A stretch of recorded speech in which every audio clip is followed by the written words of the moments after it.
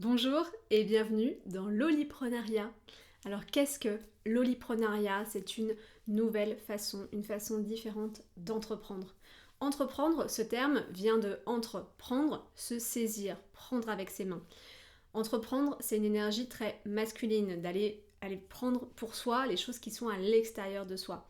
Et je crois qu'on est arrivé à un stade où l'entrepreneuriat devient une façon d'agir, de se mettre en mouvement, de créer sa vie depuis une énergie masculine qui peut être parfois un peu toxique, blessée, parce qu'on a toujours besoin de plus. Plus de projets, plus de clients, plus de succès, plus de notoriété, et au détriment de quoi? De nous, de notre envie, de notre sens de la réussite, de notre sens du succès, d'un quotidien d'entrepreneur équilibré, nourrissant et nourricier. C'est pour ça que après plus d'une dizaine d'années en tant qu'entrepreneur, j'ai nourri à l'intérieur de moi cette nouvelle vision de la façon d'entreprendre qu'est l'oliprenariat. Non plus pour se saisir, mais de entreprendre de façon holistique, avec toutes les parts de soi, avec qui l'on est au niveau personnel, au niveau professionnel, au niveau amical, au niveau de nos hobbies, de nos passions, au niveau de notre énergie, dans notre part extrêmement concrète de création dans la matière de nos idées, de nos projets, mais également avec notre part plus subtile, plus spirituelle, plus quantique, et d'arriver à prendre toutes ces parts de nous pour entreprendre et se réaliser, s'accomplir en prenant soin de soi et donc ainsi soin du monde. Soin du monde, parce que c'est en se guérissant soi qu'on arrive à guérir le monde. Oliprenariat pour entrepreneuriat holistique, pour Oli également en anglais qui signifie sacré. Remettre du sacré dans l'entreprise, dans notre façon d'entreprendre. Parfois on peut avoir une vie personnelle dédiée à son bien-être, à une recherche de connaissance de soi, à être en accord avec le monde qui nous entoure. Mais quand on met en œuvre dans la matière notre entreprise, notre activité, on se retrouve à appliquer les recettes déjà vues, déjà éculées, de travailler plus, prendre moins de vacances, en faire toujours plus, lancer plus d'offres, lancer plus de services, toujours plus se former, que notre vie entrepreneuriale prenne le pas sur nos autres aspects de vie. Là, c'est autre chose que je vous propose avec l'oliprenariat, c'est au contraire venir nourrir qui nous sommes, venir nourrir nos aspirations et entrer en co-création avec les autres, avec nous-mêmes, avec la vie, pour pouvoir nous accomplir et nous réaliser avec joie, avec légèreté, avec la complétude de notre être. L'oliprenariat repose sur 6 grands piliers, parce que c'est vraiment une nouvelle façon d'entreprendre qui va nous solliciter dans différents aspects. Et ces piliers-là nous permettent de créer les bases de ce nouveau temple de la création de nos projets et du suivi de nos clients. Le premier pilier de l'oliprenariat est la cyclicité. Comment on rentre dans un mouvement cyclique avec notre façon d'entreprendre, avec nos projets, avec nos clients, avec nos services. Donc la cyclicité s'exprime à l'intérieur de nous, c'est également la cyclicité des saisons, la cyclicité des années, la cyclicité également de notre entreprise en tant qu'entité propre. Donc vraiment venir jouer avec ce cycle et non plus essayer de le contrer pour arriver à quelque chose de linéaire et donc d'imposer que la croissance soit constante et qu'elle soit sans cesse croissante, mais comprendre que comme tout notre monde fonctionne de façon cyclique, notre entrepreneuriat aussi est cyclique. Le deuxième pilier de l'oliprenariat, c'est l'équilibre des énergies masculines et féminines. Comme je vous l'expliquais, on est dans une façon d'entreprendre très masculine actuellement, avec un désir d'action, un volontarisme, avec une forme d'agressivité également. Là, l'objectif n'est pas de tomber dans un entrepreneuriat plus féminin, dans les énergies du féminin, d'accueil, de réceptivité, d'intuition, de créativité. C'est bien d'aller trouver l'équilibre entre les deux. La mise au service de notre énergie masculine et notre énergie féminine, que les deux co-créent à l'intérieur de nous. Notre féminin en tant que guide, notre masculin en tant que force motrice. Et là, ça va aller jouer sur tous nos aspects d'entreprise, que ce soit la façon dont on a de travailler, la façon dont on a de s'occuper de nos clients, la façon dont on a de mettre en œuvre nos services, de développer notre entreprise, de la gérer. Donc là, c'est le deuxième pilier de l'oliprenariat. Le troisième pilier, c'est la prospérité. La prospérité, c'est ouvrir un nouveau champ d'expérience auprès de la notion d'argent. On parle beaucoup d'abondance, du fait de créer de l'abondance dans sa vie, de générer un chiffre d'affaires qui soit grand, qui soit toujours de plus en plus exponentiel. Mais notre monde a ses limites et la croissance a ses limites. Donc ma proposition, c'est de revenir à une entreprise pérenne, durable, solide, avec un état heureux dans cette durabilité avec une fin. Et c'est ça la prospérité, c'est d'amener un état heureux et durable au niveau financier. Comment on génère la prospérité dans son entreprise, quelle relation on a au manque, à l'abondance, à l'argent dans son entreprise pour pouvoir pacifier ces notions-là qui ne sont qu'un flux d'énergie et le faire rentrer de façon beaucoup plus légère à l'intérieur de notre entreprise. Le quatrième pilier, c'est le pilier du soin de soi et du monde. Comme je vous le proposais, on ne peut aider que quand on s'aide soi-même. Et là, dans l'entrepreneuriat, souvent, on donne tout aux clients, on donne tout aux partenaires, on donne tout aux prestataires, aux prospects, et on s'oublie dans la matrice, on s'oublie dans le processus.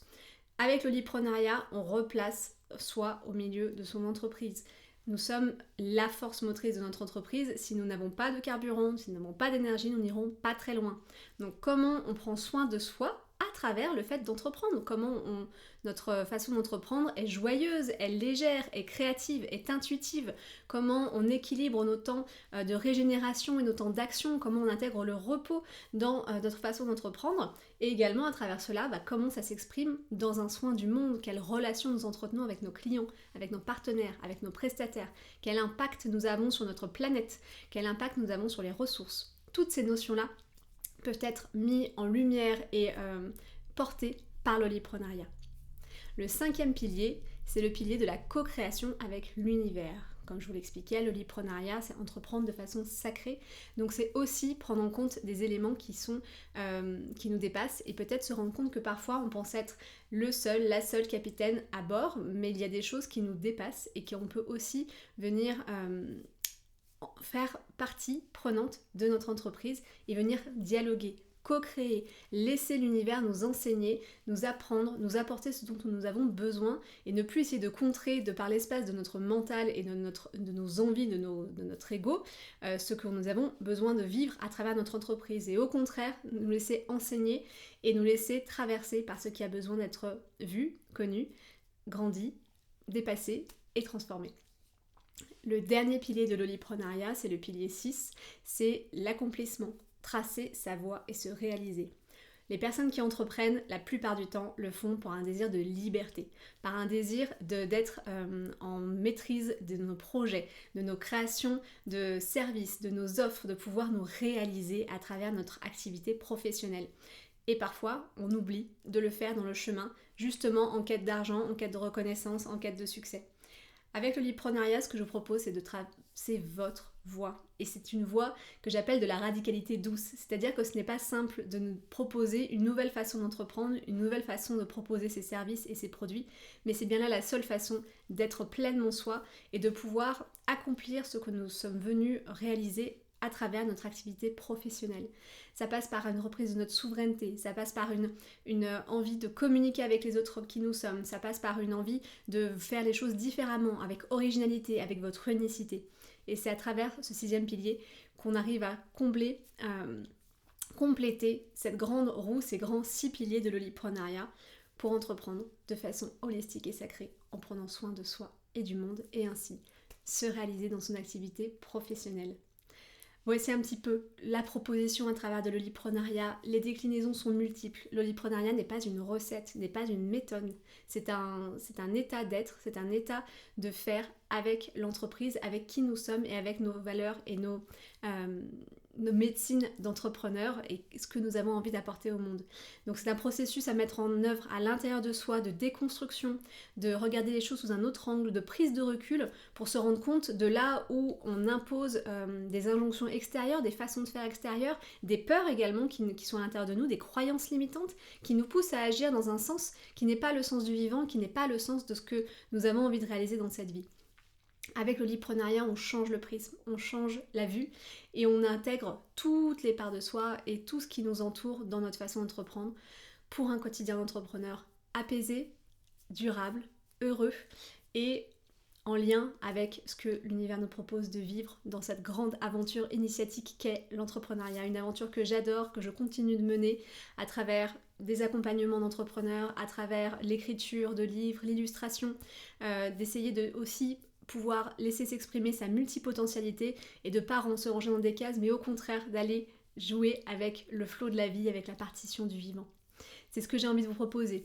avec l'oliprenariat. Si cette façon d'entreprendre vous intéresse, vous questionne, vous avez envie d'en savoir plus, j'ai à votre disposition 6 masterclass, une par pilier de l'oliprenariat, pour rentrer en profondeur dans chacune des notions.